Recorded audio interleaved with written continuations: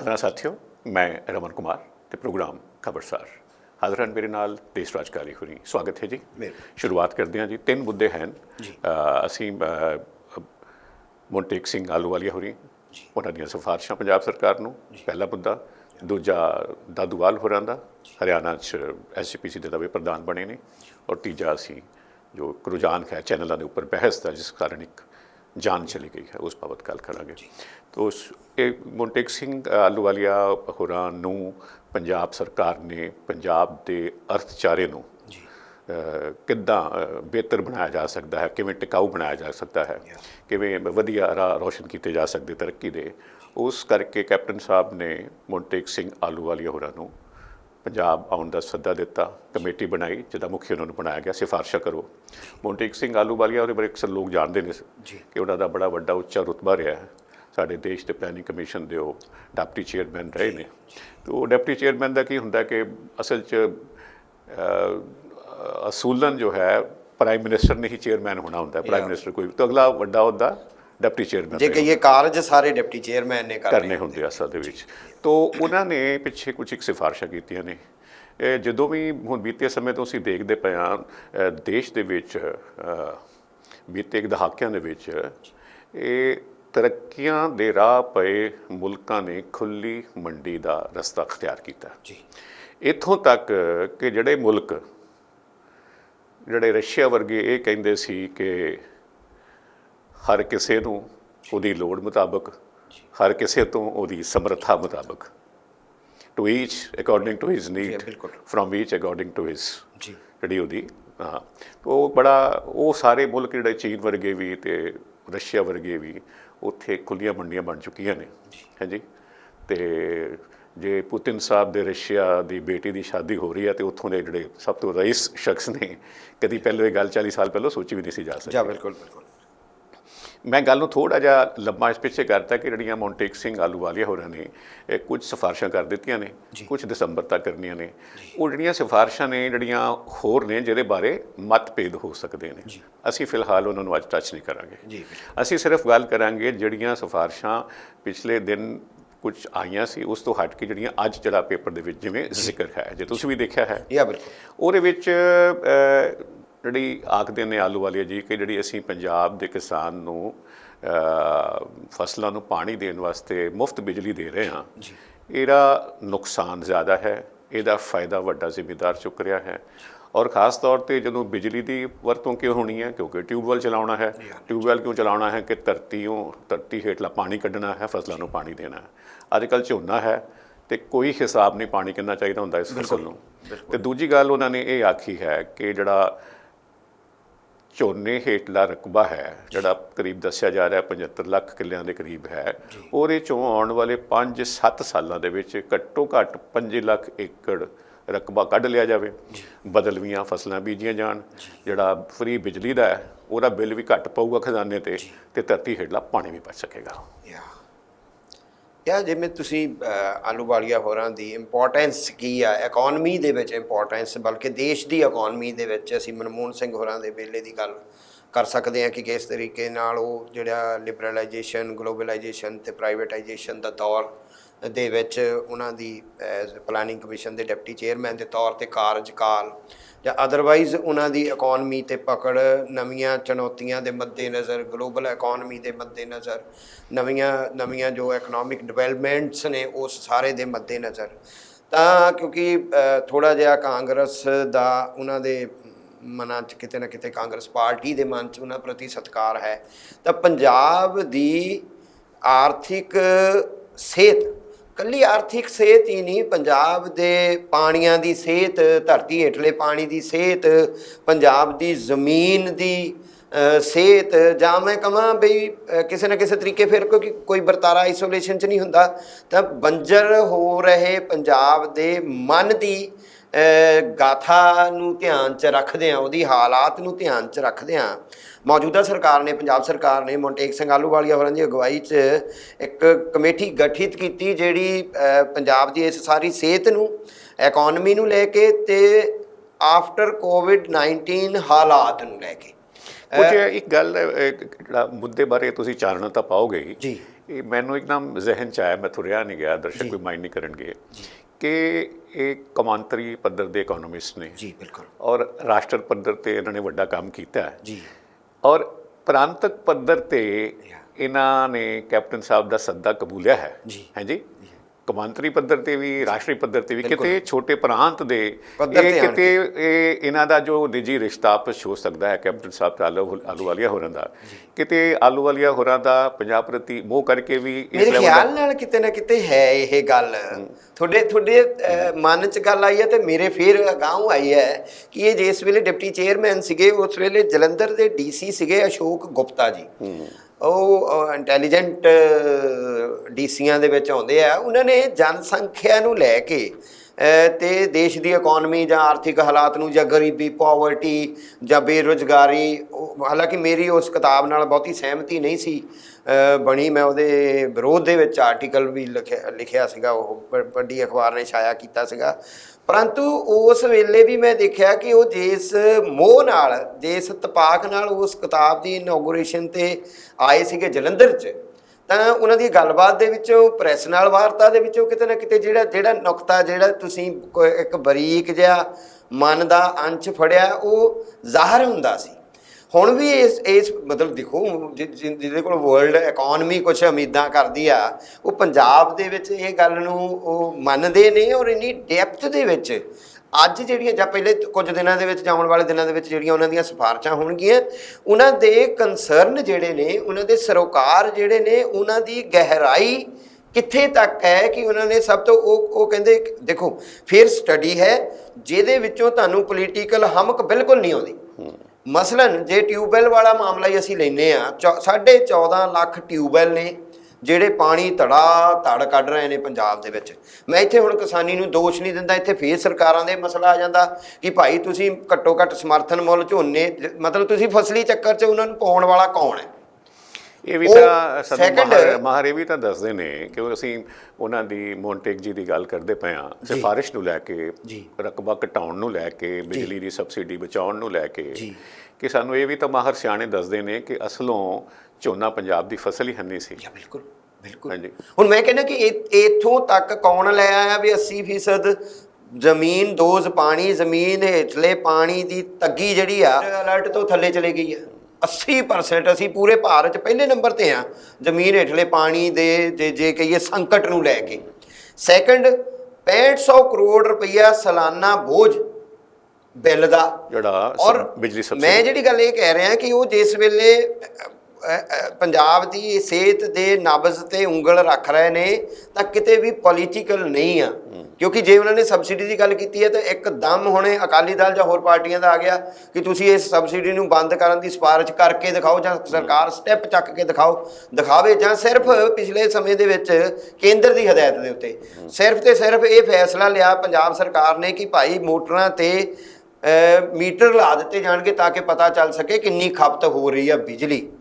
ਤਾਂ ਇੰਨਾ ਵਿਰੋਧ ਹੋ ਗਿਆ ਵੀ ਦੂਸਰੇ ਦਿਨ ਹੀ ਆਪਣਾ ਪਾਸਾ ਪਲਟਣਾ ਪੈ ਗਿਆ। ਕਿੰਨੀ ਖਪਤ ਹੋ ਰਹੀ ਹੈ ਤਾਂ ਕਿ ਉਸ ਮੁਤਾਬਕ ਉਹਨੂੰ ਕੈਸ਼ ਟ੍ਰਾਂਸਫਰ ਕੀਤਾ ਜਾ ਸਕੇ, ਉਹਦੀ ਸਬਸਿਡੀ ਕੈਸ਼ ਟ੍ਰਾਂਸਫਰ ਹੋ ਸਕੇ ਖਪਤਕਾਰ ਨੂੰ, ਉਸ ਕਿਸਾਨ ਨੂੰ, ਉਸ ਟਿਊਬਵੈੱਲ ਮਾਲਕ ਨੂੰ। ਅਸੀਂ ਕਿਉਂਕਿ ਫ੍ਰੀ ਹੈ ਤੇ ਇਹ ਜਜ਼ਬਾਤੀ ਮੁੱਦਾ ਬਣਾ ਕੇ ਅਸੀਂ ਅਗਾਂਹ ਵੱਲ ਨਹੀਂ ਵੇਖਣਾ ਨਾ। ਅਗਾਂਹ ਦਾ ਸੰਕਟ ਇੰਨਾ, ਮੈਂ ਬੰਜਰ ਮਨ ਪੰਜਾਬ ਕਿਹਾ ਆ ਤੇ ਉਹਦੇ ਕੁਝ ਮਾਇਨੇ ਨੇ। ਬੰਜਰ ਇੱਕ ਪਾਸੇ ਥੋੜੀ ਅਸੀਂ ਕਰ ਰਹੇ ਹਾਂ, ਅਸੀਂ ਤਾਂ ਮਤਲਬ ਜੇ ਪੋਲੀਟੀਕਲੀ ਵੀ ਬੰਜਰ ਕਰਤਾ, ਅਸੀਂ ਸੋਸ਼ਲੀ ਬੰਜਰ ਕਰਤਾ, ਅਸੀਂ ਨੈਤਿਕ ਤੌਰ ਦੇ ਉੱਤੇ ਬੰਜਰ ਕਰ ਦਿੱਤਾ। ਅਸੀਂ ਮਤਲਬ ਕੋਈ ਐਸਾ ਡੇਅਰਿੰਗ ਸਟੈਪ ਸਰਕਾਰ ਚੱਕ ਹੀ ਨਹੀਂ ਰਹੀ, ਕੋਈ ਸਟੈਪ ਨਹੀਂ। ਕੋਵਿਡ-19 ਦੇ ਨਾਂ ਦੇ ਉੱਤੇ ਤੁਸੀਂ ਆਪਣੇ ਲੋਕਾਂ ਨੂੰ, ਅਸੀਂ ਸੈਂਟਰ ਨੂੰ, ਮੋਦੀ ਸਰਕਾਰ ਨੂੰ, ਅਮਿਤ ਸ਼ਾਹ ਹੋਰਾਂ ਨੂੰ ਵਾਰ-ਵਾਰ ਭੰਡਦੇ ਆ, ਸਾਡੇ ਵਰਗੇ ਜਰਨਲਿਸਟ, ਸਾਡੇ ਵਰਗੇ ਪੱਤਰਕਾਰ। ਅਸੀਂ ਕੈਪਟਨ ਹੋਰੀ ਕੀ ਕਰ ਰਹੇ ਨੇ? ਯਾਨੀ ਕੋਵਿਡ ਦੇ ਨਾਂ ਤੇ ਕਿਸਾਨ ਜਿਹੜਾ ਆ ਉਹ ਸੈਂਟਰ ਦਾ ਵੀ ਵਿਰੋਧ ਨਹੀਂ ਕਰ ਸਕਦਾ। ਤੁਸੀਂ ਆਪਣੇ ਪਾਰਟੀ ਪੱਧਰ ਦੇ ਉੱਤੇ ਜਾਂ ਪਾਰਟੀ ਲੈਵਲ ਦੇ ਉੱਤੇ, ਜਾਖੜ ਹੋਰਾਂ ਨੇ, ਸੁਨੀਲ ਜਾਖੜ ਹੋਣੀ ਪ੍ਰਧਾਨ ਨੇ ਸੂਬੇ ਦੀ ਕਾਂਗਰਸ ਦੇ, ਜਾਖੜ ਹੋਰਾਂ ਨੇ 35 ਸੱਟੇ ਬਿਆਨ ਦਿੱਤਾ ਸੀਗਾ ਕਿ ਅਸੀਂ ਜਿਹੜੇ ਆਰਡੀਨੈਂਸਿਸ ਪਾਸ ਕੀਤੇ ਨੇ ਕੇਂਦਰ ਸਰਕਾਰ ਨੇ, ਕਿਸਾਨ ਵਿਰੋਧੀ ਨੇ, ਉਹ ਮੁਕਤ ਮੰਡੀ ਵਾਲੇ, ਤੇ ਅਸੀਂ ਘਰ ਘਰ ਜਾਵਾਂਗੇ, ਲਾਮਬੰਦ ਕਰਾਂਗੇ। ਕਿੱਥੇ ਨੇ ਜਾਖੜ ਹੋਰੀ? ਕਿਹੜੇ ਕਿਸਾਨ ਨੂੰ ਉਹਨਾਂ ਨੇ ਲਾਮਬੰਦ ਕੀਤਾ? ਤੇ ਜੇ ਕਿਸਾਨ ਆਪ ਮੁਹਾਰਾ, ਜਿਵੇਂ ਉਹਨਾਂ ਨੇ ਟਰੈਕਟਰਾਂ ਦੇ ਉੱਤੇ ਰੈਲੀਆਂ ਕੱਢੀਆਂ, ਜਿਵੇਂ ਉਹ ਵਿਰੋਧ ਕਰ ਰਿਹਾ ਅਜੇ ਵੀ ਡਟਿਆ ਹੋਇਆ, ਆਪ ਮੁਹਾਰਾ ਡਟਿਆ, ਤੇ ਕੈਪਟਨ ਸਰਕਾਰ ਨੇ ਉਸ ਸਾਰੇ ਦਾ ਉਹਨਾਂ ਨੂੰ ਮਤਲਬ ਇਕੱਠੇ ਨਹੀਂ ਹੋਣਾ 5 ਬੰਦੇ। ਉਹ ਦਫਾ 144 ਵਾਲੀ ਗੱਲ ਜਿਵੇਂ 144 ਵਾਲੀ ਮੇਰਾ ਇੱਕ ਮੁੱਦਾ ਜਿਹੜਾ ਹੈ ਕਿ ਅਸਲ ਦੇ ਵਿੱਚ ਜਿਹੜੀ ਗੱਲ ਆਪਾਂ ਸਿਫਾਰਿਸ਼ ਇਹਨਾਂ ਦੀ ਗੱਲ ਕੀਤੀ ਹੈ ਜੀ, ਮੁਫਤ ਬਿਜਲੀ ਦੇ ਬਿੱਲ ਤੋਂ ਕਿਵੇਂ ਸਰਕਾਰ ਨੇ ਬਚਣਾ ਇਸ ਬੋਝ ਤੋਂ, ਦੂਜੀ ਗੱਲ ਕਿ ਝੋਨੇ ਹੇਠ ਰਕਬਾ ਕਿਵੇਂ ਘਟਾਉਣਾ, ਤੀਜੀ ਗੱਲ ਇਹ ਕਿ ਪੰਜਾਬ ਦੇ ਧਰਤੀ ਹੇਠਲੇ ਪਾਣੀਆਂ ਨੂੰ ਕਿਵੇਂ ਬਚਾਉਣਾ ਹੈ ਆਪਣੀਆਂ ਆਉਣ ਵਾਲੀਆਂ ਪੀੜ੍ਹੀਆਂ ਪੁਸ਼ਤਾਂ। ਬਿਲਕੁਲ ਬਿਲਕੁਲ ਬਿਲਕੁਲ। ਦੇਖੋ ਇਹ ਗੱਲ ਅਸਲ ਦੇ ਵਿੱਚ ਇਹ ਆਪਣੇ ਆਪ ਦੇ ਵਿੱਚ ਕੰਪਲੀਟ ਹੈ, ਸੰਪੂਰਨ ਹੈ, ਇਹਦੇ ਬਾਰੇ ਕੋਈ ਵਿਵਾਦ ਨਹੀਂ ਹੈ। ਹਾਂਜੀ, ਖਾਸ ਤੌਰ ਤੇ ਝੋਨੇ ਨੂੰ ਲੈ ਕੇ ਕਿ ਅਸੀਂ ਬਦਲਵੀਆਂ ਫਸਲਾਂ ਕਿਹੜੀਆਂ ਹੋਣ, ਉਹਨਾਂ ਦਾ ਮੰਡੀਕਰਨ ਕਿਵੇਂ ਹੋਵੇ, ਕਿਸਾਨ ਦੀ ਉਹ ਫਸਲ ਨਾ ਰੁਲੇ, ਬਿਲਕੁਲ ਉਹਨੂੰ ਸਹੀ ਪੈਸੇ ਮਿਲਣ। ਦੇਖੋ ਸੰਕਟ ਜਿਹੜਾ ਨਾ, ਸੌਰੀ ਮੈਂ ਇੰਟਰਪਟ ਨਹੀਂ ਗੱਲ ਕਰ ਰਿਹਾ, ਮੈਂ ਸੰਕਟ ਜਿਹੜਾ ਨਾ ਬਹੁਤ ਗਹਿਰਾ ਹੈ।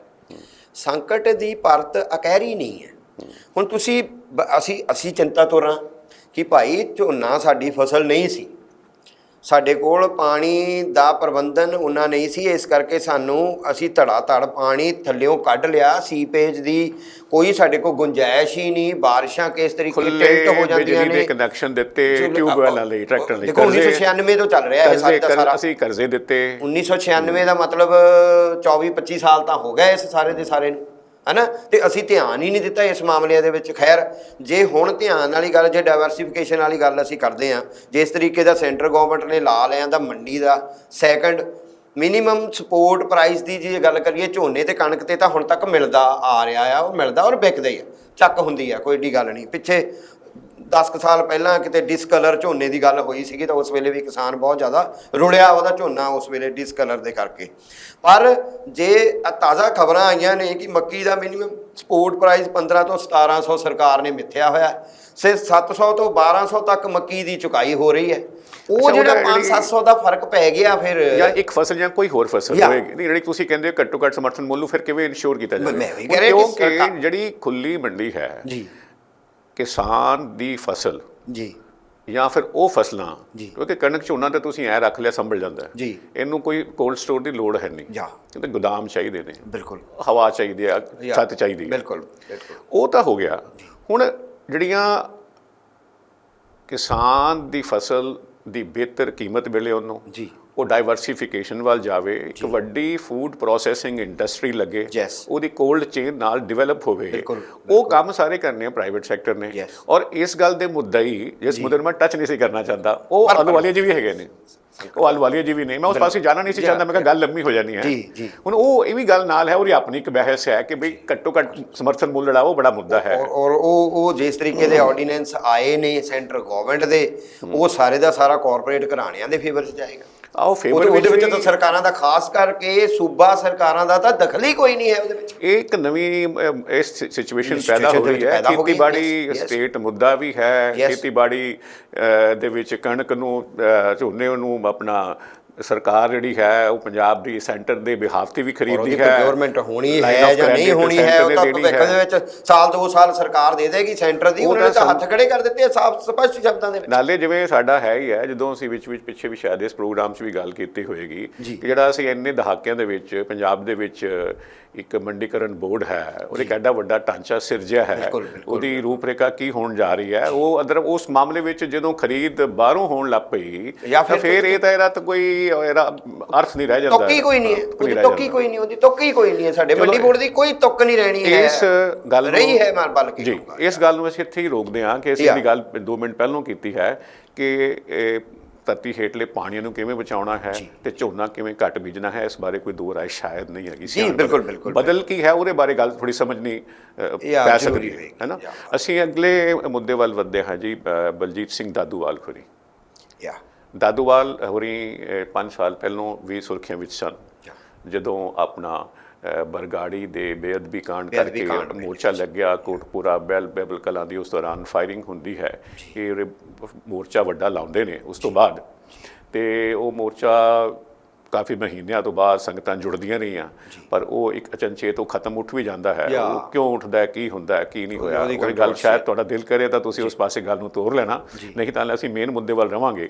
ਇਹ ਹੁਣ ਫੇਰ ਸੁਰਖੀਆਂ 'ਚ ਨੇ। ਦਾਦੂਵਾਲ ਹੋਰੀ ਹਰਿਆਣਾ ਸ਼੍ਰੋਮਣੀ ਗੁਰਦੁਆਰਾ ਪ੍ਰਬੰਧਕ ਕਮੇਟੀ ਦੇ ਪ੍ਰਧਾਨ ਚੁਣੇ ਗਏ ਨੇ। ਵੀਰਵਾਰ ਉੱਥੇ ਜਿਹੜੀ ਕਮੇਟੀ ਉਹਨੇ ਚੋਣ ਕੀਤੀ ਹੈ, 19 ਵੋਟਾਂ ਇਹਨਾਂ ਨੂੰ ਪਈਆਂ ਜੀ, ਤੇ ਜਸਬੀਰ ਸਿੰਘ ਖਾਲਸਾ ਉਹਨਾਂ ਨੂੰ 17 ਵੋਟਾਂ ਪਈਆਂ। ਕੀ ਅਹਿਮੀਅਤ ਹੈ ਇਸ ਗੱਲ ਦੀ? ਦੇਖੋ, ਬਹੁਤ ਜ਼ਿਆਦਾ ਅਹਿਮੀਅਤ ਆ। ਦਾਦੂਵਾਲ ਹੋਰਾਂ ਵਾਸਤੇ ਬਹੁਤ ਅਹਿਮ ਹੈ ਇਹ ਜਿੱਤ ਉਹਨਾਂ ਦੀ। ਹਾਲਾਂਕਿ ਬਹੁਤ ਫਸਵੀਂ ਕਹਿ ਸਕਦੇ ਹਾਂ ਜਿੱਤ, ਪਹਿਲਾਂ ਤਿਕੋਣਾ ਮੁਕਾਬਲਾ ਜਿਹਾ ਬਣ ਗਿਆ ਸੀਗਾ, ਮੁੜ ਕੇ ਇਹਨਾਂ ਦੋਵਾਂ ਦੇ ਵਿੱਚ ਹੀ ਰਹਿ ਗਿਆ ਝੀਂਡਾ ਗਰੁੱਪ ਅਲੱਗ ਜਿਹੜਾ ਸੀਗਾ ਉਹਦੇ ਮਾਮਲੇ ਦੇ ਵਿੱਚ। ਦਾਦੂਵਾਲ ਹੋਰੀ ਜਿਵੇਂ ਤੁਸੀਂ ਬੇਅਦਬੀ ਮਾਮਲੇ ਦੇ ਵਿੱਚ ਉਹਨਾਂ ਦੀ ਭੂਮਿਕਾ ਦੀ ਗੱਲ ਕਰ ਸਕਦੇ ਹਾਂ, ਬਾਅਦ ਦੇ ਵਿੱਚ ਉਹਨਾਂ ਦੇ ਭੱਜ ਜਾਣ ਦੀ ਗੱਲ ਵੀ ਕਰ ਸਕਦੇ, ਜਿਹਦੇ ਨਾਲ ਸਿੱਖ ਸੰਗਤਾਂ ਦੇ ਵਿੱਚ ਇੱਕ ਰੋਹ ਵੀ, ਉਹਨਾਂ ਦੇ ਪ੍ਰਤੀ ਗੁੱਸਾ ਵੀ, ਔਰ ਉਹਨਾਂ ਦੀਆਂ ਕਿਸ ਤਰੀਕੇ ਨਾਲ ਭਾਵਨਾਵਾਂ ਆਹਤ ਹੋਈਆਂ ਵਰਗੀਆਂ, ਜਾਂ ਕਿੱਥੇ ਲਿਜਾ ਕੇ ਇਸ਼ੂ ਨੂੰ ਮੁੜ ਕੇ ਖੁਰਦ-ਬੁਰਦ ਕਰ ਦਿੱਤਾ ਗਿਆ, ਤੇ ਦੋਸ਼ ਕੁਛ ਮਾਇਆ ਦੇ ਇੱਧਰ ਉੱਧਰ ਹੋਣ ਬਾਰੇ ਵੀ, ਜਾਂ ਉਹਨਾਂ ਦੇ ਨਿੱਜੀ ਖਾਤਿਆਂ ਦੇ ਵਿੱਚ ਧਿਆਨ ਸਿੰਘ ਮੰਡ ਹੋਰੀ, ਦਾਦੂਵਾਲ ਹੋਰੀ ਜਾਂ ਹੋਰ ਲੀਡਰਸ਼ਿਪ ਜਿਹੜੀ ਸੀਗੀ, ਉਹਦੀਆਂ ਗੱਲਾਂ ਵੀ ਚੱਲੀਆਂ। ਔਰ ਖਾਸ ਤੌਰ ਦੇ ਉੱਤੇ ਸਿੱਖ ਸੰਗਤ ਦੇ, ਸਿੱਖ ਭਾਈਚਾਰੇ ਦੇ ਮਨਾਂ ਦੇ ਵਿੱਚ ਸਰਬੱਤ ਖਾਲਸਾ ਬਣਾਇਆ ਗਿਆ ਸੀਗਾ। ਸਰਬੱਤ ਖਾਲਸਾ ਦੇ ਵਿੱਚ ਉਹਨਾਂ ਨੂੰ ਵੀ ਜਥੇਦਾਰ ਬਣਾਇਆ ਗਿਆ, ਦਾਦੂਵਾਲ ਹੋਰਾਂ ਨੂੰ। ਔਰ ਉਸ ਦੌਰਾਨ ਹੀ 2015 ਦੇ ਦੌਰਾਨ ਹੀ ਉਹ ਸਾਰੇ ਦਾ ਸਾਰਾ ਕਿਸ ਤਰੀਕੇ ਦੇ ਨਾਲ ਗੁਰਮੀਤ ਰਾਮ ਰਹੀਮ ਹੋਰਾਂ ਨੂੰ, ਸਿਰਸੇ ਵਾਲੇ ਸਾਧ ਨੂੰ, ਜਿਹੜਾ ਇਸ ਟਾਈਮ ਜੇਲ੍ਹ 'ਚ ਹੈ ਆਪਣੇ ਕੁਕਰਮਾਂ ਕਰਕੇ, ਮਾੜੇ ਕਰਮਾਂ ਕਰਕੇ, ਕਤਲ ਔਰ ਬਲਾਤਕਾਰ ਕਰਕੇ, ਔਰ ਉਹਨੂੰ ਟਾਰਗੇਟ ਕਰਨਾ ਦਾਦੂਵਾਲ ਹੋਰਾਂ ਵੱਲੋਂ, ਕਿਉਂਕਿ ਪੋਲੀਟੀਕਲ ਲੋਕ ਡਾਇਰੈਕਟ ਡੇਰੇ ਨੂੰ ਨਾਰਾਜ਼ ਨਹੀਂ ਸੀ ਕਰਨਾ ਚਾਹੁੰਦੇ, ਚਾਹੇ ਉਹ ਅਕਾਲੀ ਹੋਣ, ਚਾਹੇ ਕਾਂਗਰਸੀ ਹੋਣ, ਚਾਹੇ ਭਾਜਪਾ ਹੀ ਹੋਣ, ਜਾਂ ਈਵਨ ਆਮ ਆਦਮੀ ਪਾਰਟੀ ਹੋਵੇ। ਉਸ ਵੇਲੇ ਤੱਕ ਉਹਨਾਂ ਦਾ ਥੋੜ੍ਹਾ ਰੌਲਾ ਰੱਪਾ ਸ਼ੁਰੂ ਹੋ ਗਿਆ ਸੀ ਪੰਜਾਬ ਦੇ ਵਿੱਚ। ਤਾਂ ਦਾਦੂਵਾਲ ਹੋਰਾਂ ਦੇ ਲੋਕਾਂ ਦਾ ਉਹਨਾਂ ਦੇ ਪ੍ਰਤੀ ਇਹ 15ਵੀਂ ਔਰ 15 ਤੋਂ ਪਹਿਲੋਂ ਵੀ ਉਹਦੇ ਖਿਲਾਫ ਬਿਲਕੁਲ ਲਗਾਤਾਰ ਬੋਲਦੇ ਆ ਰਿਹਾ ਸੀ, ਜਿਹਦੇ ਕਰਕੇ ਉਹ ਲਾਈਮਲਾਈਟ ਦੇ ਵਿੱਚ ਸੀਗੇ। ਹੁਣ ਉਹਨਾਂ ਦਾ ਹਰਿਆਣਾ ਦੇ ਵਿੱਚ ਜਿੱਤ ਹਾਸਲ ਕਰ ਲੈਣਾ, ਇੱਕ ਮਾੜੀ ਜੀ ਕਨਸੋ, ਮਾੜੀ ਜੀ ਬਿੜਕ ਆਉਂਦੀ ਆ ਕਿਤੇ ਨਾ ਕਿਤੇ ਗਰਮ ਖਿਆਲੀਆਂ ਦੇ ਉਭਾਰ ਦੀ। ਬਹੁਤਾ ਤਿੱਖਾ ਉਭਾਰ ਨਾ ਕਿਹਾ ਜਾ ਸਕਦਾ, ਬਹੁਤਾ ਉਹਨੂੰ ਉਸ ਤਰੀਕੇ ਨਹੀਂ ਦੇਖਿਆ ਜਾ ਸਕਦਾ ਜਿਵੇਂ ਪਹਿਲਾਂ ਦੇਖਿਆ ਜਾਂਦਾ ਰਿਹਾ ਆ ਸਾਡੇ ਥੋੜ੍ਹੇ ਪੀਰੀਅਡ ਦੇ ਵਿੱਚ, ਪਿਛਲੇ ਹਿਸਟਰੀ ਨੂੰ ਜੇ ਮੈਂ ਨਾ ਜਾਵਾਂ ਬਹੁਤਾ ਦੂਰ। ਤਾਂ ਜਿਹੜੇ ਤੁਸੀਂ ਜਦੋਂ ਗਰਮ ਖਿਆਲੀਆਂ ਦੀ ਗੱਲ ਕਰਦੇ ਹੋ, ਕਾਫੀ ਉਹ ਲੋਕ ਜਿਹੜੇ ਮੌਕੇ ਦੇ ਗਰਮ ਖਿਆਲੀਏ ਸਨ, ਉਹ ਤਾਂ ਖਤਮ ਵੀ ਹੋ ਗਏ, ਹੈ ਨਾ, ਚੱਲ ਵਸੇ। ਤੋਂ ਬੜਾ ਮਾੜਾ ਪੀਰੀਅਡ ਸੀ। ਤੇ ਬਾਕੀ ਹੁਣ ਕਾਫੀ ਉਹ ਲੋਕ ਨੇ ਉਹਨਾਂ ਸਮਿਆਂ ਦੇ ਜਿਹੜੇ ਉਹਨਾਂ ਦਿਨਾਂ ਦੇ ਵਿੱਚ ਮੈਂਬਰ ਪਾਰਲੀਮੈਂਟ ਵੀ ਬਣੇ। ਉਹ ਪਾਰਲੀਮੈਂਟ ਦੀ ਮੈਂਬਰੀਆਂ ਇੱਕ ਤਰ੍ਹਾਂ ਦੀਆਂ ਵੱਡੇ ਲੱਖਾਂ ਦੇ ਫਰਕ ਨਾਲ ਵੀ ਜਿੱਤੇ ਵੇਸਟ ਵੀ ਹੋਈਆਂ। ਜਦੋਂ ਸਿਮਰਨਜੀਤ ਸਿੰਘ ਮਾਨ ਹੋਰੀ ਵੀ ਗਏ ਸੀ, ਧਿਆਨ ਸਿੰਘ ਮੰਡ ਵਰਗੇ ਬੰਦੇ ਵੀ ਜਿਹੜੇ ਅਸੀਂ ਗਰਮ ਖਿਆਲੀਏ ਗਿਣਦੇ ਹਾਂ, ਉਹ ਅੱਜ ਮੇਨ ਸਟ੍ਰੀਮ ਦੇ ਵਿੱਚ ਆ ਚੁੱਕੇ ਹੋਏ ਨੇ। ਬਿਲਕੁਲ ਬਿਲਕੁਲ ਤੁਸੀਂ ਗੱਲ ਕੀਤੀ ਕਿ ਉਹੋ ਜਿਹੇ ਤਿੱਖੇ ਗਰਮ ਖਿਆਲੀਏ ਉਭਾਰ ਦੀ ਗੱਲ ਭਾਵੇਂ ਨਾ ਹੋਵੇ, ਪਰ ਕਿਤੇ ਨਾ ਕਿਤੇ ਉਸ ਸੋਚ ਵੱਲ ਨੂੰ ਇੱਕ ਰੁਝਾਨ ਜਿਹੜਾ ਆ, ਉਹ ਟ੍ਰੈਂਡ ਹੈ, ਉਹਨੂੰ ਨੋਟ ਕੀਤਾ ਜਾ ਸਕਦਾ। ਮੈਂ ਸੋਸ਼ੋ ਪੋਲੀਟੀਕਲ ਜੇ ਸੀਨ ਦੇਖ ਰਿਹਾ ਹਾਂ, ਜਿਸ ਤਰ੍ਹਾਂ ਪੰਜਾਬ ਇੱਧਰ ਅੰਮ੍ਰਿਤਸਰ ਦੀ SGPC ਹੈ, ਤੇ ਉਹਦੀ ਕਮਾਨ ਕਿੰਨਾ ਲੋਕਾਂ ਕੋਲ ਰਹੀ ਹੈ ਜਾਂ ਕੌਣ ਮੁਖੀ, ਉਸ ਕੰਟੈਕਸਟ ਜੇ ਤੁਸੀਂ ਦੇਖੋ, ਮੈਂ ਉਹੀ ਕਹਿ ਰਿਹਾ ਕਿ ਉਸ ਕੰਟੈਕਸਟ ਦੇ ਵਿੱਚ ਜੇ ਦੇਖਦੇ ਹਾਂ ਤਾਂ ਸ਼੍ਰੋਮਣੀ ਅਕਾਲੀ ਦਲ ਕੋਲ ਕਮਾਨ ਰਹੀ ਹੈ। ਸ਼੍ਰੋਮਣੀ ਅਕਾਲੀ ਦਲ ਦੀ ਕਮਾਨ ਬਾਦਲ ਪਰਿਵਾਰਾਂ ਕੋਲੇ ਲੰਬੇ ਸਮੇਂ ਤੋਂ, ਹੁਣ ਮਜੀਠੀਆ ਹੋਰੀ ਵਿੱਚ ਆ ਗਏ ਨੇ, ਤਾਂ ਉਹ ਰਿਸ਼ਤੇਦਾਰ ਹੀ ਨੇ ਸਾਰੇ ਦੇ ਸਾਰੇ। ਪੂਰਾ ਜਿਹੜਾ ਤੁਸੀਂ ਜਿਹੜੇ ਗਰਮ ਖਿਆਲੀਆਂ ਦੀ ਤੁਸੀਂ ਗੱਲ ਕਰਦੇ ਹੋ, ਦਾਦੂਵਾਲ ਹੋਰਾਂ ਦਾ ਇੱਕ ਨਾਂ ਹੈ ਕਿ ਉਹ ਪ੍ਰਧਾਨ ਬਣੇ ਨੇ, ਇਸ ਕਰਕੇ ਅਸੀਂ ਉਹਨਾਂ ਦੀ ਗੱਲ ਕਰਦੇ ਹਰਿਆਣਾ ਦੇ ਵਿੱਚ। ਹੋਰ ਕੋਈ ਜਿਹੜੇ ਬਾਕੀ ਨੇ ਉਹ ਕਦੇ ਛੇਤੀ ਕੀਤਿਆਂ ਅੰਮ੍ਰਿਤਸਰ SGP ਦੀ ਕਮਾਨ ਉਹਨਾਂ ਕੋਲ ਆ ਨਹੀਂ ਸਕੀ। ਬਿਲਕੁਲ ਨਹੀਂ ਆਈ। ਉਹਦਾ ਜੇ ਅਸੀਂ ਸਟਰਕਚਰਲ ਸਾਰਾ ਥੱਲੇ ਤੱਕ ਦੇਖ ਲਈਏ ਨਾ, ਉਹਦਾ ਢਾਂਚਾਗਤ ਜਿਹੜਾ ਹੈ, ਕੌਣ ਮੈਂਬਰ ਨੇ ਗੁਰਦੁਆਰਿਆਂ ਦੇ, ਕੌਣ ਮੈਂਬਰ ਨੇ, ਕਿਹੜੀਆਂ ਭਰਤੀਆਂ ਹੋਈਆਂ ਨੇ, ਕਿਹੜੇ ਮੈਂਬਰ ਕਿਵੇਂ ਲੈ ਗਏ ਨੇ, ਉਹ ਸਾਰੇ ਦਾ ਸਾਰਾ ਢਾਂਚਾ ਉਦੋਂ ਤੱਕ ਅਕਾਲੀਆਂ ਦੀ ਪੰਥ ਦੀ ਪੋਲਿਟਿਕਸ ਕਰਕੇ ਉਹ ਸਾਰਾ ਢਾਂਚਾ ਡਿਵੈਲਪ। ਉਹ ਗੱਲ ਹਰਿਆਣਾ 'ਚ ਹੈ ਨਹੀਂ, ਹੁਣ ਉਹ ਹਰਿਆਣਾ ਦੇ ਵਿੱਚ ਹੈ ਨਹੀਂ।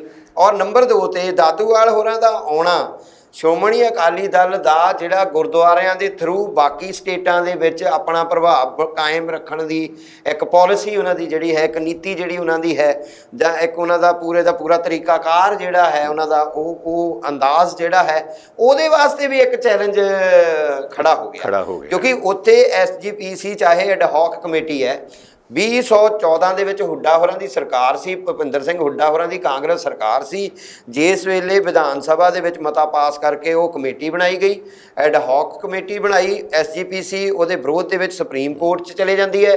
ਉਹ ਮਾਮਲਾ ਅਜੇ ਸੁਪਰੀਮ ਕੋਰਟ 'ਚ ਲਟਕਦਾ ਹੀ ਪਿਆ ਆ, ਪਰੰਤੂ ਹੁਣ ਜਿਹੜੀ ਫਿਰ ਕਮੇਟੀ ਐਡਹੌਕ ਬਣ ਜਾਂਦੀ ਹੈ, ਉਹਦੇ ਵਿੱਚ ਅਕਾਲੀ ਦਲ ਦੇ ਪ੍ਰਭਾਵ ਵਾਲੇ ਲੀਡਰਸ਼ਿਪ ਜਿਹੜੀ ਉਹ ਪਿਛਾਂਹ ਤੇ ਗਰਮ ਖਿਆਲੀ ਲੀਡਰਸ਼ਿਪ ਦਾਦੂਵਾਲ ਹੋਰਾਂ ਦੀ, ਜੇ ਦਾਦੂਵਾਲ ਹੋਰਾਂ ਵਾਲਾ ਉਹ ਸਾਰਾ ਕਾਂਡ ਜਿੱਥੋਂ ਵਾਪਸੀ ਹੋਈ ਸੀ ਬੇਅਦਬੀ ਮਾਮਲੇ ਦੇ ਮੋਰਚੇ ਦੀ, ਤਾਂ ਉਹ ਕਿਤੇ ਨਾ ਕਿਤੇ ਕੈਪਟਨ ਅਮਰਿੰਦਰ ਸਿੰਘ ਹੋਰਾਂ ਦੇ ਨਾਲ ਉਹਨਾਂ ਦਾ ਜੜਾਓ ਦੀਆਂ ਖਬਰਾਂ ਕਨਸੂਆਂ ਬਣਦੀਆਂ ਰਹੀਆਂ। ਤੇ ਜੇ ਮੈਂ ਕੈਪਟਨ ਹੋਰਾਂ ਨਾਲ ਜੜਾਓ ਦੀ ਗੱਲ ਕਰਦਾ ਤਾਂ ਕਿਤੇ ਨਾ ਕਿਤੇ ਕਾਂਗਰਸ ਦੀ ਪੋਲੀਟਿਕਸ ਦਾ ਗੁੱਜਾ ਕੋਈ ਨੁਕਤਾ ਜਿਹੜਾ ਹੈ ਨਾ, ਉਹਨੂੰ ਵੀ ਵਿਚਾਰਿਆ ਜਾ ਸਕਦਾ ਮੇਰੇ ਖਿਆਲ ਤੇ। SGPC ਦੀ ਅੰਮ੍ਰਿਤਸਰ ਦੀ ਹੈ ਜੀ, ਆਪਣੀ ਸ਼੍ਰੋਮਣੀ ਗੁਰਦੁਆਰਾ ਪ੍ਰਬੰਧਕ ਕਮੇਟੀ ਜੀ, ਉਹ ਕਿਉਂਕਿ ਉੱਥੇ ਹੈ ਹਰਿਆਣਾ ਦੇ ਵਿੱਚ ਕਿ ਇੱਕ ਵੱਖਰੀ ਕਮੇਟੀ ਬਣ ਜਾਵੇ ਜੀ। ਉਹ ਇਹ ਚਾਹੁੰਦੇ ਹਨ ਕਿ ਗੁਰਦੁਆਰੇ ਜਿਹੜੇ ਉੱਥੋਂ ਦੇ ਨੇ ਉਹ ਸਾਡੇ ਪ੍ਰਬੰਧ ਹੇਠ ਹੋਣੇ ਚਾਹੀਦੇ ਨੇ। ਵੱਖਰੀ ਕਮੇਟੀ ਜਦੋਂ ਇਹ ਨਾ ਆਹ ਕਮੇਟੀ ਐਡਹੌਕ ਬਣਾਈ 41 ਮੈਂਬਰੀ, ਤੇ ਉਹ ਹੁਣ ਇਹਨਾਂ ਨੂੰ ਸੀ ਕਿ ਯਾਰ ਇਹ ਤੇ ਕਿਤੇ ਉਹਨਾਂ ਦੀ ਵੱਖਰੀ ਸੱਚਮੁੱਚੀ ਪੱਕੇ ਤੌਰ ਤੇ ਹੋਂਦ ਵਿੱਚ ਨਾ ਆ ਜਾਏ, ਤਾਂ ਇਹ ਫਿਰ ਮਾਮਲਾ ਸੁਪਰੀਮ ਕੋਰਟ 'ਚ ਲੰਬਤ ਹੈ ਇਸ ਵੇਲੇ, ਉਹ ਚੱਲ ਰਿਹਾ ਹੈ ਜੀ, ਉਹ ਮਾਮਲਾ ਅਜੇ ਸੁਣਵਾਈ ਅਧੀਨ SGPC ਅੰਮ੍ਰਿਤਸਰੋਂ ਲੈ ਕੇ SGPC ਅੰਮ੍ਰਿਤਸਰ ਵੱਲੋਂ ਲੈ ਕੇ।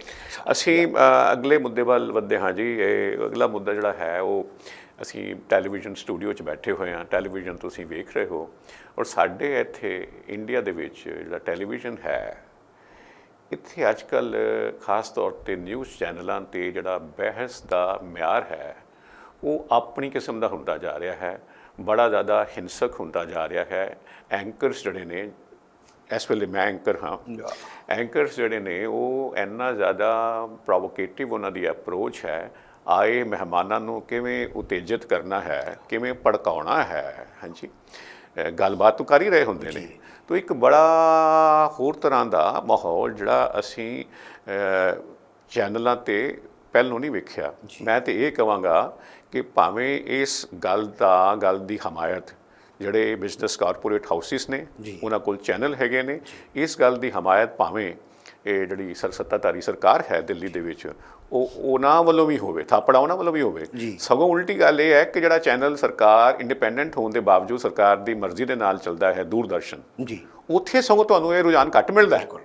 ਤੇ ਉਹ ਹੁਣ ਤਾਜ਼ਾ ਖਬਰ ਹੈ ਜੀ, ਜਿਹੜਾ ਇੰਨਾ ਜ਼ਿਆਦਾ ਮਾਹੌਲ ਵਿਗੜਦਾ ਪਿਆ, ਬਹਿਸ ਹੋ ਰਹੀ ਸੀ, ਸੰਬਿਤ ਪਾਤਰਾ ਬੜੇ ਜਾਣੇ ਪਛਾਣੇ ਚਿਹਰੇ ਹਨ ਭਾਰਤੀ ਜਨਤਾ ਪਾਰਟੀ ਦੇ, ਅਕਸਰ ਵੱਖ-ਵੱਖ ਸਟੂਡੀਓ ਦੇ ਵਿੱਚ ਸਾਰਾ ਦਿਨ ਉਹਨਾਂ ਦਾ ਗੁਜ਼ਰ ਰਿਹਾ ਹੁੰਦਾ ਹੈ, ਆਪਣੀ ਸਰਕਾਰ ਆਪਣੀ ਪਾਰਟੀ ਦੇ ਪੱਖ ਵਿੱਚ ਬੜੀ ਡਾਢੀ ਵੱਡੀ ਖੁੱਲ੍ਹ ਕੇ ਗੱਲ ਕਰਦੇ ਨੇ।